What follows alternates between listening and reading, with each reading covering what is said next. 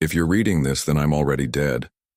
And if I'm already dead, then everything I spent my life hiding is about to come out. You see, I wasn't supposed to fall in love. Not twice. Not the way I did. And certainly not with two women who could never, ever meet. Vanessa was elegance, wealth, legacy, the daughter of a senator. My wife on paper in pearls in the Hamptons.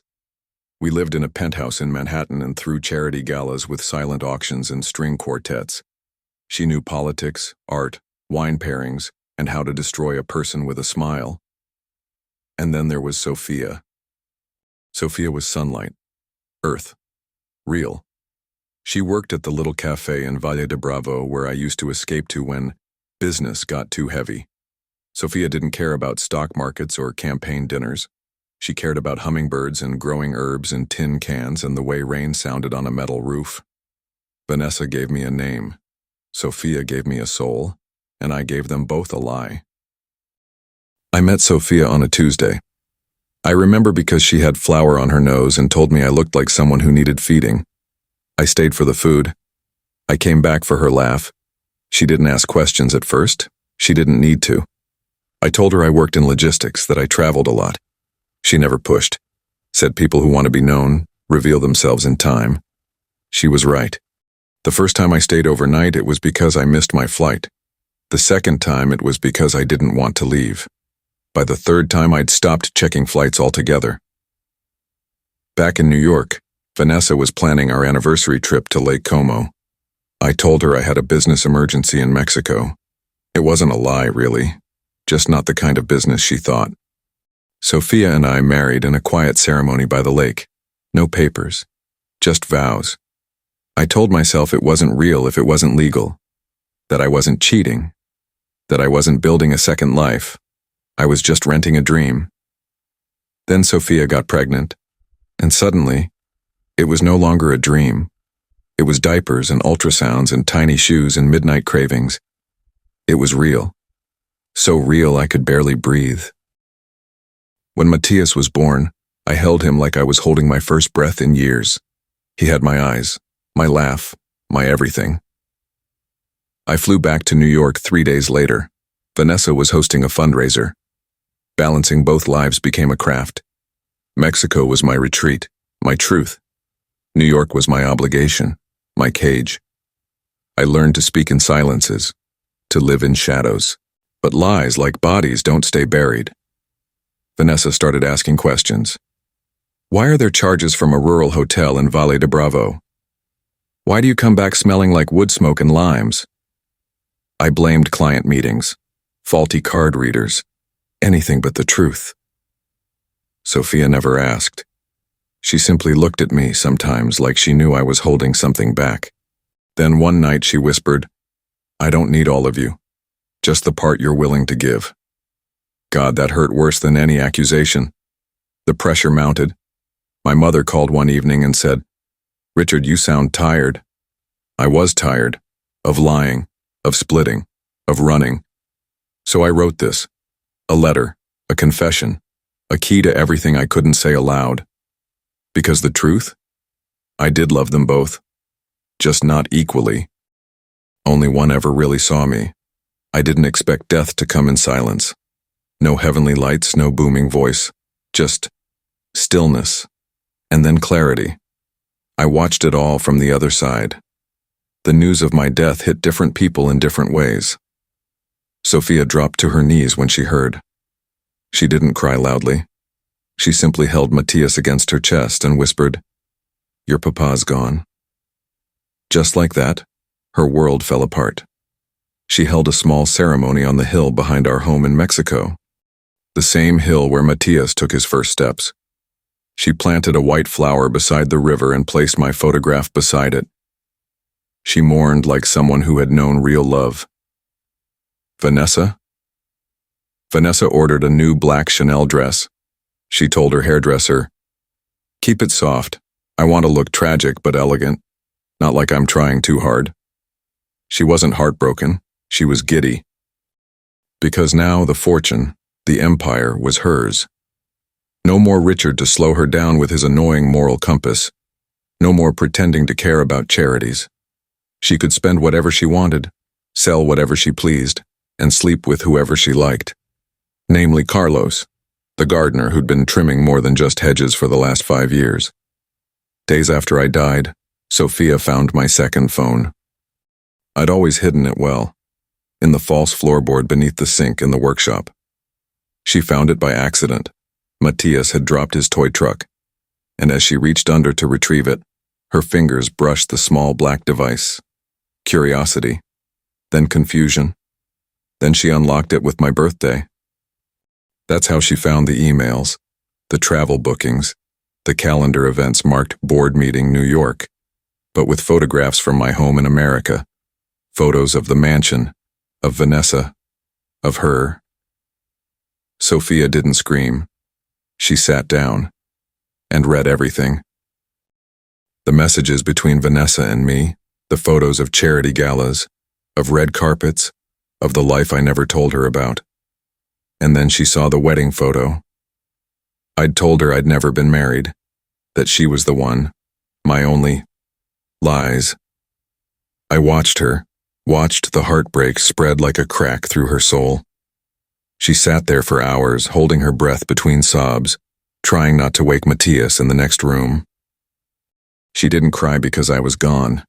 She cried because she didn't know who I was. When my lawyer called 2 days later, asking her to come to America for the reading of the will, she didn't answer right away. She stared at the ticket they sent her. First class. A private driver to meet her at the airport. I don't care about the money, she whispered into the wind. I just want to know if he ever truly loved me, or if I was just something to escape to. She paced our small home, packed and unpacked the suitcase 3 times, looked at the photo of us fishing in the river behind the house. And then Matthias walked in, holding a framed photo of me. Is Papa coming back from the sky now? Her heart shattered. No, mi amor, she whispered, tears falling again. But we're going to where he lived before. Maybe we'll find a part of him there. She didn't come for revenge. She didn't come for drama. She came for truth. And that's how she arrived. Quietly, gracefully, unknowingly walking into a storm that was about to blow open every secret I ever kept. Vanessa tried to stop my mother from attending the funeral, told the staff she's too fragile and it's a private event. My mother showed up anyway, in pearls, with fire in her eyes. She wasn't fragile, she was furious and suspicious. The funeral was held in the rose garden I planted 20 years ago. The staff lined the path with candles. It should have been beautiful, but Vanessa turned it into a show. She posed for cameras, flung herself dramatically onto my coffin, sobbed for attention, not grief. Then came the moment no one expected. Sophia. She arrived in a modest black dress, simple heels, her hair pulled back. No jewelry. She held Matthias's hand, his tiny fingers gripping hers tightly. He wore a small navy suit, his curls wild, his eyes wide and curious. She walked through the main entrance like she belonged, because she did. Vanessa was mid-speech when she noticed her. She paused, frowned. She waved a hand at the security guard. Tell the new help to go round the back, she hissed. And for God's sake, why would she bring her kid to work? How unprofessional. But the security guard hesitated. My mother was the first to truly see Sophia. Her mouth parted, her eyes locked onto Matthias. Her face turned pale. She stepped forward. Richard? She whispered, staring at the boy. Vanessa laughed. Don't be ridiculous, he's not. But then Matthias looked up, stared directly at her, and smiled. It was my smile. The guests fell quiet. My lawyer stood suddenly. Everyone, he said, voice firm. We need to pause. There's been a development. Sophia stepped forward, calm, steady, holding a letter. I'm Sophia, she said, voice soft but unwavering. I was Richard's wife. This is our son, Matthias. He's 3. Gasps, murmurs. Vanessa's face turned to stone. then rage. "This is insane," she barked. "You married me. I'm your wife. This woman is nothing, a con artist, probably here for the money." The lawyer pulled out the documents. "Actually, I know. Richard legally married Sophia abroad. The marriage is valid. And more importantly," he pulled out the will. He named Matthias as his sole heir. Everything goes to him. Until he comes of age, Sophia will act as executor. Silence. Vanessa blinked. "You're joking." "No," the lawyer replied. "I'm very much not." Vanessa started to tremble. The guests began whispering, looking, judging. The woman who wore grief-like fashion had just lost her throne. She lunged toward Sophia. "You liar! You seduced him! You tricked him into fathering some—" My mother slapped her across the face. The sound echoed. "Enough," she snapped. "You never loved my son. You loved the lifestyle. This—" she looked at Matthias. "This is my grandson.